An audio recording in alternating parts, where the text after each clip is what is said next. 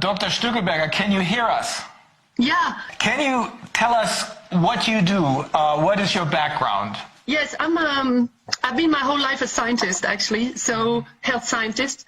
I started in biology, then I have a complicated CV, as many women who survive in the academic world, but mainly I've been doing research and training, teaching my whole life, but more so, more and more, since very early on, I was in WHO, doing my master degree on mental health differential in diagnosis, cross-cultural diagnosis, which I even posted on my website.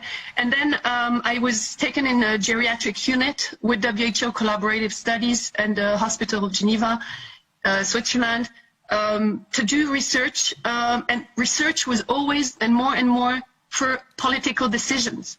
So since the 90s, I've been deputy director of the Swiss National Program on Aging, 12 million francs, and we had to do science for politics, for politicians, decision-making, and for the people. And then I was also, a deputy director at the same time for the Interdisciplinary Center of Gerontology Geriatrics. So my first part of life was a lot on aging, the life course, health, differential men, women, a lot of multidisciplinary factors. And I was paid by the Faculty of Medicine, although I started in psychology, then I went to medicine very quickly. So I did a PhD on population, aging, health, subjective versus objective health, on a big cohort.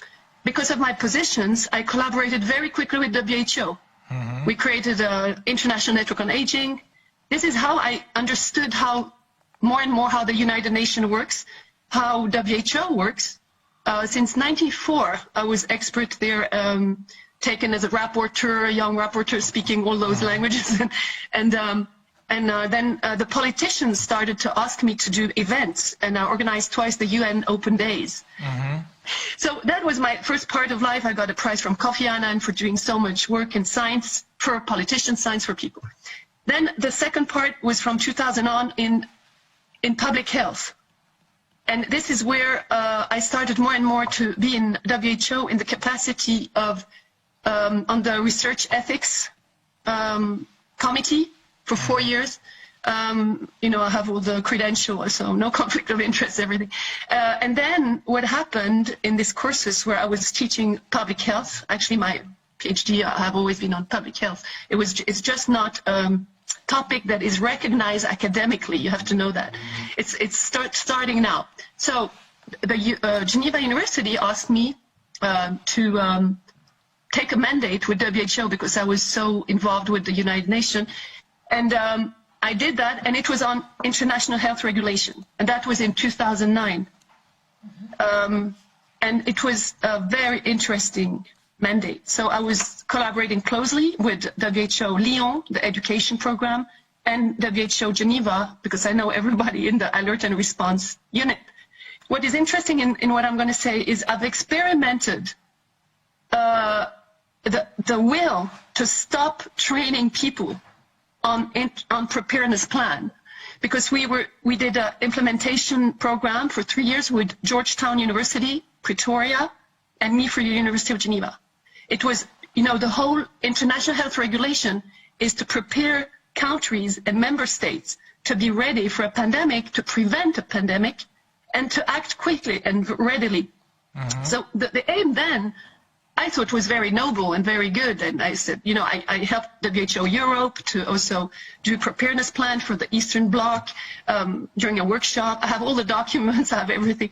And then we won the renewal of the mandate of 3 years in 2013. And suddenly they announced that there is no fund. Japan has not paid for that.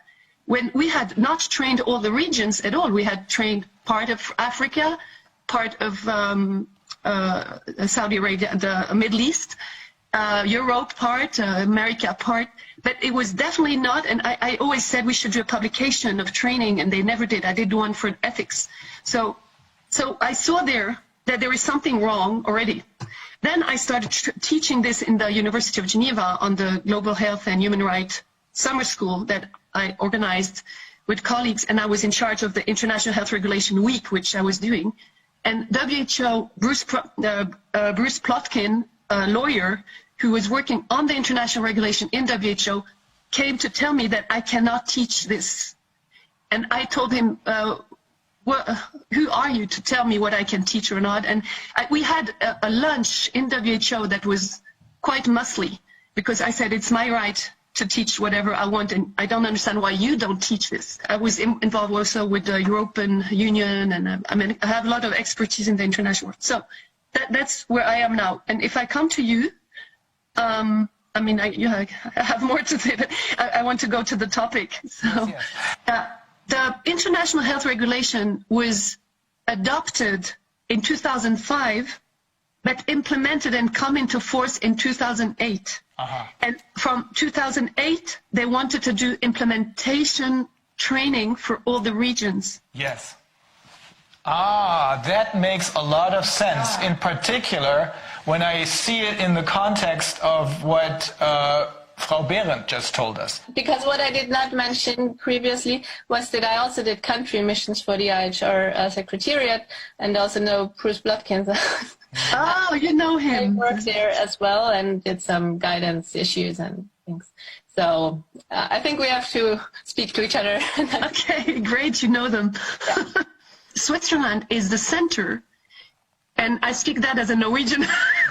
It's the center of a lot of corruption, because there we have one of the most important NGO, it's Gavi, the Global Alliance for Vaccine Initiative, which the foundation Bill Gates has, which has, I tell you, I have the papers, total immunity.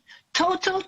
They can do whatever they want. The police cannot come and look into their computer. When the pandemic happened, what they say is pandemic, I was in South Korea for a big meeting, and I realized there is something not right and not corresponding to the international health regulation when I traveled back. And I think this is very weird. The news says one thing and people don't behave the same in the airports.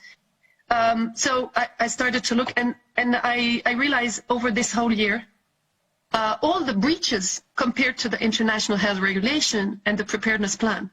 And I'm working now for a lawyer in Quebec, who's called Dominique Desjarlais.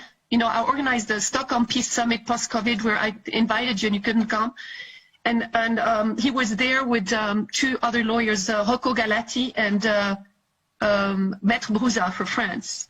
Because I don't think we will solve this public health problem and population economic problem without lawyers. It's impossible. So what I'm doing now with Maître Desjarlais, I'm finding out a bit more, and I have 4 points I can talk to you about. First, but you know, as Sylvia is there, she's great because she can confirm and just compliment.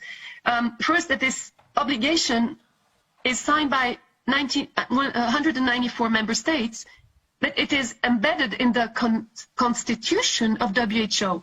So they don't need to adopt it. It is immediately approved, and it's an obligation. So it is legally binding. Which directly. What, the international health regulations or what? Yes, the international. And this is the trick, because nobody knows this. It's in the papers. But you have to go and dig, and it's what, you know, that's what I'm finding out. You have to go and dig the inconsistencies of everything they're doing to see that they are directing as a corporate agency, WHO. Because on behalf of the health security of the international health regulation, they have made a third edition, because the 2005 edition is the second edition. The first one was in 1969. But the booklet of 2005, you know, I don't know if you've seen it. The booklet, this one, you see, is 2005, but it's written second edition, and the third edition comes, I assume just now, in 2014, would enter into force in 2016. And this has made the health security a dictatorship where Director General can decide on his own to sell vaccines, to sell the PCR instead of all the documents that say you have to have a confirmation of a clinical and of there are other tests than PCR. So I'm finding out some inconsistencies that have not been used at all in law. So the first one is this, it's an obligation. So if it's an obligation, what Tedros, I'll call him Tedros, says, this Secretary General terrorist in WHO, when he says something, all the countries have to obey under law. All the member states of the WHO, everyone Yes. who signed the agreement with the WHO, because automatically, because as you're saying, this is part of the constitution of the WHO, this is binding law for everyone who's a member of the WHO. Right. Okay. With two reservations. There are two countries, because I was teaching that, so I know. There were two countries in 2009, in the second edition, that made reservations, and it's very interesting. It's the USA, and it is Iran. Uh-huh. They don't want to obey to WHO completely. The 2016 third edition. What happened in WHO, but maybe Sylvia, you were there when it happened. Bill Gates was already around. He was already, mingling, saying that he pays so much money. But he became visible when, I think it was in 2017, or you correct me, that I know this through my colleagues there, he requested to be part of the executive board of WHO like a member state. Ah. And it's incredible. I said, how can he dare to do this? And they went to the vote. The executive board meets every January. So, and it changes every year. And they tried to lobby the countries. Of course, he tried to bribe. But it's really an event because it is not mentioned. Maybe we can get the minutes of the executive board. They even accepted that he would be considered as a member state because of the money he gives. So this is unprecedented in a constitution of member states. Is he now being considered as a member state? Not officially. But Not that I know. Not that I know. Maybe there are documents. Unofficially, yes. And that's probably because that's why he has this immunity, right? He has total immunity in Switzerland. Okay. Unofficially, he probably holds that kind of status, right? Yeah, yeah. I can tell. Well, I can tell you why it is very suspicious. Is because I think he has done something with every member state, the same contracts. What I found out with Swissmedic is the FDA of Switzerland, is because I gave the paper to a journalist and now I don't even find it. I can find it. The Swissmedic has signed a contract with Bill Gates and WHO. Aha. And this is abnormal. So basically he literally tried to lobby himself into the WHO as a member state to basically found the country of Bill Gatestan. That's basically what he did. I mean, at that point he would have been basically a one-man country. Yes, he could be a dictator because he can influence the... But the fact that he was not accepted by vote, that's why the minutes would be very interesting. By vote to be a member state, he then started to sign papers for countries, that's my hypothesis, because he did it with Swissmedic. So WHO, Bill Gates, and the country in charge of accrediting treatments and vaccination are signing contracts. So he didn't get in official capacity, he didn't get voted in, so then he tried to circumvent that and just basically went around the middleman. Well, yeah, how can you, if your country sign a contract between three signatures, Bill Gates, a country, and WHO, because WHO signs with countries but not, and even that I find pretty weird. You know, why does WHO have to sign with a country an agreement? I don't know. You see, this is a corporate agency doing that, but not WHO. I mean, correct me, Sylvia. But that WHO accepts to have a company, a private company, selling a merchant, signing together the three to make the surveillance and to choose the medication. I think that, Swissmedic had posted it on the website. I think that every country, that's my hypothesis, they have done this everywhere. That's why everybody says the same thing in the train, the same message, every week there's the same thing happening. Tell us more about this immunity. How does this work? Yeah. Okay. I can find again the document. It's also in German because Switzerland is also in German, and you can have a look. It's shocking. It's normally NGOs, because I have been an NGO and I'm an NGO activist with academics in the UN since 20 years. An NGO has a status of accreditation to the United Nations. You can come and speak, you're an observer, but you cannot intervene in many things. And you don't have immunity. If you open an office, you are submitted to taxation. Gavi has no taxes to pay. This is very strange. Switzerland is hosting an NGO, international, who doesn't pay taxes and who has total immunity. There are clauses in there. You can just read them. I will find it for you. I mean, the police cannot come and take a computer. If there is a criminal problem in the office, the police cannot get in. So they're criminally immune. Yes, criminally immune from any criminal sanctions. Yeah, I just looked it up. They have qualified diplomatic immunity within their area of operations since. What's the name? I think they have qualified diplomatic immunity, and they don't pay taxes since 2009. I just looked it up. They ratified a law in Switzerland in 2009. Genau, darf ich das nochmal bestätigen, das weiß ich auch alles und das ist auch Untersuchungsgegenstand dieser Shared Responsibilities Untersuchung. Von daher weiß ich das nämlich, dass die es aufgenommen hat, das ist von 2014 die Arbeit und ja, also wie gesagt, ich kann das nur bestätigen. I looked it up because you just said nobody knows about that. It's actually even published on Wikipedia. Yeah, but people don't know it because nobody cares. Because obviously that's the thing. Nobody cares. Yeah, nobody. In the details. We don't even think that it's possible. Yes, exactly. As citizens. That's why we're not thinking about that. That's why we're not thinking about where is the basis for all this. Because we simply accept what is being told. And now we're going to start thinking, and I think many more people are going to start thinking, because this is extremely important information. Everything is out there in the open, but most people don't want to see it because they don't believe that that can be possible. And I mean, it's not about saying that anyone's doing, running around harvesting organs from African children or something like that, something horrible like that. Nobody's claiming that Bill Gates is doing that or anyone is doing that. But he could. Yeah, that's the problem. We as a society should ask ourselves, should we endow any single person or any conglomerate of persons with such incredible amount of power without any kind of democratic responsibility and legitimacy behind themselves? That's the question we should ask ourselves, not if somebody's going to abuse that power, because the abuse is inevitable.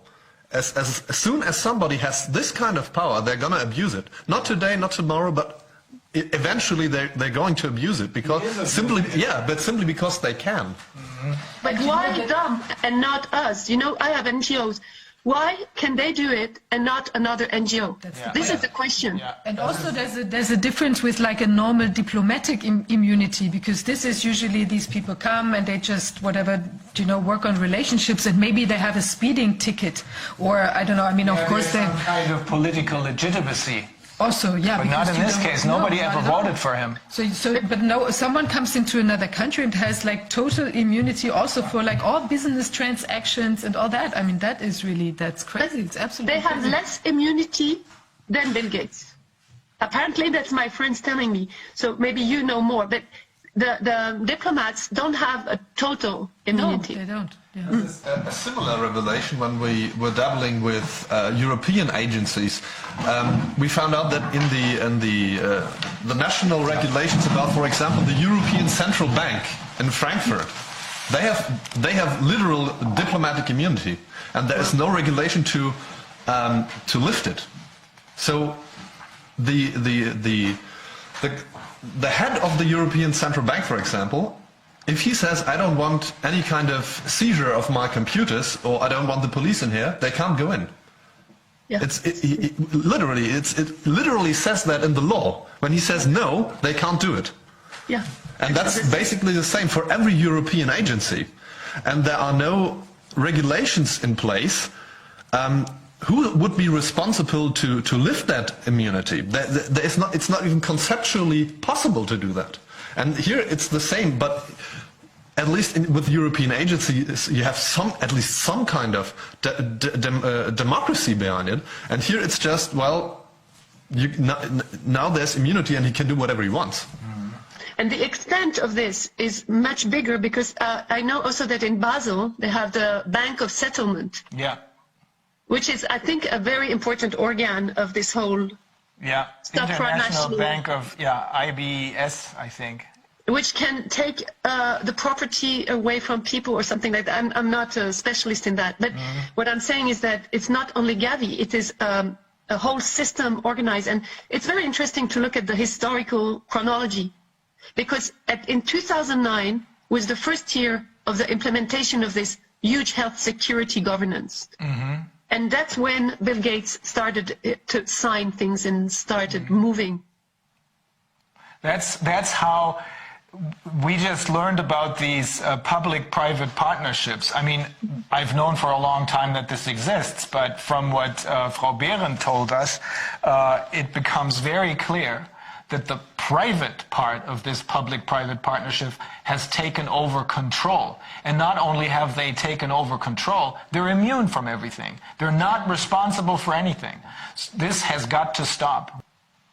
I'm wondering what is the role of the Secretary General of the United Nations and of the Commission of the Human Rights here? Yeah. Because they are very interested. I made a manifesto. I can give it to you from Stockholm. That was the aim, where I'm asking for a survey, enquête, une enquête, that they have to go and make order in everything. We have to review everything in the United Nations, because the United Nations has been brought into this corporate agency. I have no doubt. They have not done anything since the beginning of this COVID. Yes. I know.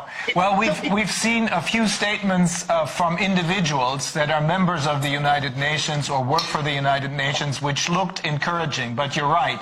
There's nothing, no official action, just like we've seen nothing from the churches.